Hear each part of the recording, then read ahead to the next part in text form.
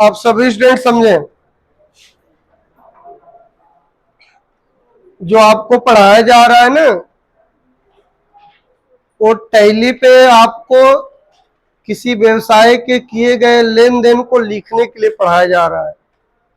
इसलिए सभी स्टूडेंट्स बात को ध्यान दें कि यदि किसी व्यवसाय के लेन देन को लिखना है, व्यवसाय का मतलब कोई आपका दुकान हो, कंपनी हो, संस्था हो, स्कूल हो, उस संस्था या स्कूल में किए गए लेन देन को अगर आप टैली जैसे सॉफ्टवेयर पे या किसी कॉपी या डायरी में उसका हिसाब लिखना चाह रहे हैं, और वो भी अकाउंट के रूल से, तो आपको पर्सनल और रियल और नॉमिनल अकाउंट, ये तीनों अकाउंट सही से पढ़ना पड़ेगा। इसलिए आप जब भी ट्रांजैक्शन को बनाएं तो सबसे पहले आप तीनों अकाउंट को सही से पढ़ लें।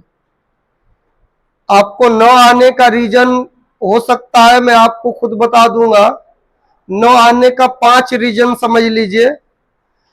पहला, अगर आप किसी ट्रांजैक्शन का एंट्री नहीं कर पा रहे हैं, किसी ट्रांजैक्शन का, मैं सब आपकी कमजोरी बता दूंगा, आप उस पर ध्यान देंगे तो आ जाएगा। पहला रीजन, अगर किसी अकाउंट को नहीं लिख पा रहे हो तो इसका मतलब हुआ कि आपको जो बोला गया ट्रांजैक्शन है उसको आप समझ नहीं पा रहे हो। ये भी हो सकता है कि आप समझ ही नहीं पा रहे हो कि व्यवसाय में हुआ क्या है, पैसा किसी को दिया जा रहा है कि पैसा किसी से लिया जा रहा है, कि सामान खरीदा जा रहा है कि सामान बेचा जा रहा है। अगर ये नहीं आ रहा है तो इतना समझ लीजिए कि आपके इंग्लिश वीक होगा या आपका माइंड वीक है। दूसरा रीजन देखिए, दूसरा रीजन कि आप अकाउंट की जो भाषा है, लैंग्वेज है, आप उसको नहीं समझ पा रहे हैं। अकाउंट का लैंग्वेज होता है कि आप डेबिट के बराबर क्या नहीं समझ पा रहे हैं, क्रेडिट। अकाउंट का रूल है कि डेबिट के बराबर क्या होना चाहिए, क्रेडिट होना चाहिए। जब आप डेबिट के बराबर क्रेडिट नहीं समझ पा रहे हो, इसका मतलब है कि डबल एंट्री सिस्टम में लिखवाया आपको। क्या लिखवाया है? डबल एंट्री सिस्टम लिखवा रखा है। उसमें मैं साफ साफ लिखवाया हूं कि जब भी किसी अकाउंट को आप लिखे तो इतना बात ध्यान दें कि डेबिट के बराबर क्या होता है, क्रेडिट। फॉर एग्जाम्पल में मैंने आपको 1000 रुपया दिया, तो बताइए आप 1000 रुपये का रिसीवर हो गया और मैं 1000 रुपये का गिवर हो गया, तो उसमें कम या ज्यादा कैसे हो जाएगा? मैं आपको 1000 रुपया दिया हूं तो 1000 रिसीव करोगे, तो मैं अपने तरफ लिखूंगा कि मैंने इस व्यक्ति को 1000 रुपया दिया, और आप अपने तरफ लिखेंगे कि मैंने सर से 1000 रुपया लिया। ये रूल होता है, ये उसकी भाषा होती है कि आप डेबिट के बराबर क्या लिखेंगे, क्रेडिट। ये हमेशा रहेगा। दूसरा मतलब तीसरा देखिए, तीसरा क्या है कि आप समझ नहीं पा रहे हैं कि अकाउंट क्या होता है। मैं बार बार कहता हूं अकाउंट लिखिए, अकाउंट लिखिए।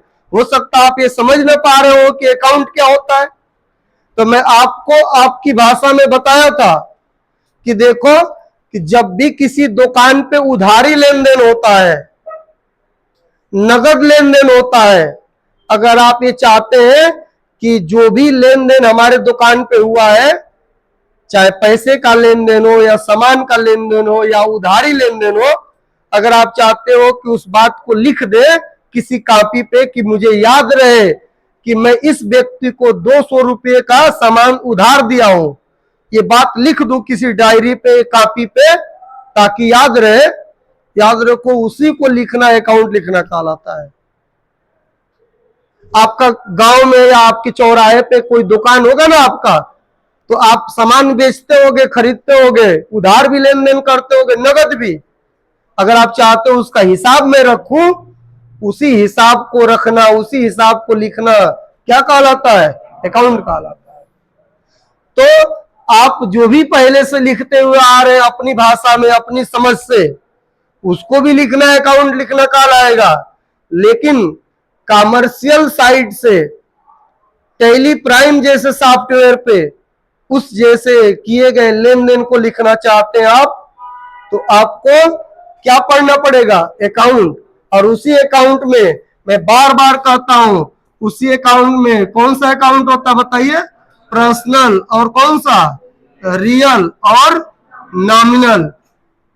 तो चौथी बात क्या है इसमें देखिए, न आने का रीजन हो सकता है आप किसी अकाउंट को पहचान न पा रहे हो कि कौन सा अकाउंट किसके अंडर में जाएगा। लाखों करोड़ों अकाउंट होगा, जैसे में माइक्रो किंग जैसे संस्था में जितने टीचर हैं सबको सैलरी दिया जाता है। तो सर क्या किए, एक कॉपी रखे हैं, जब किसी को सैलरी देते हैं तो कॉपी पे चढ़ा देते हैं कि इस डेट को इस टीचर को इतना पैसा मैंने दिया। समझ गए बात? तो अकाउंट लिखने के लिए आपको अकाउंट पहचानना आना चाहिए। और मैं बोला हूं कि मिलियंस अकाउंट हो सकता है, लेकिन उसमें से कौन सा अकाउंट पर्सनल अकाउंट है, कौन सा अकाउंट रियल है और कौन सा नॉमिनल।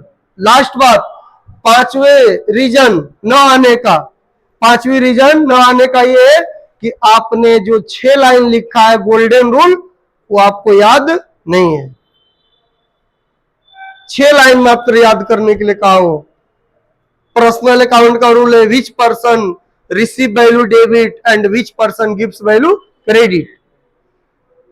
रियल अकाउंट का रूल है कि which asset come in debit and which asset goes out credit. Nominal account का रूल है कि all expense and loss debit, all profit and income credit. मात्र इतनी चीज अगर आपको सही से याद हो, सही से जानकारी हो, तो मैं गारंटी देता हूं कि आपको अकाउंट लिखना ऑटोमेटिक आ जाएगा। बावजूद अगर आप इसको फॉलो नहीं करते मेरी बात को, तो याद रखिए स्टूडेंट्स आपको नहीं आएगा। सही है ना? जा सकते हैं आप लोग।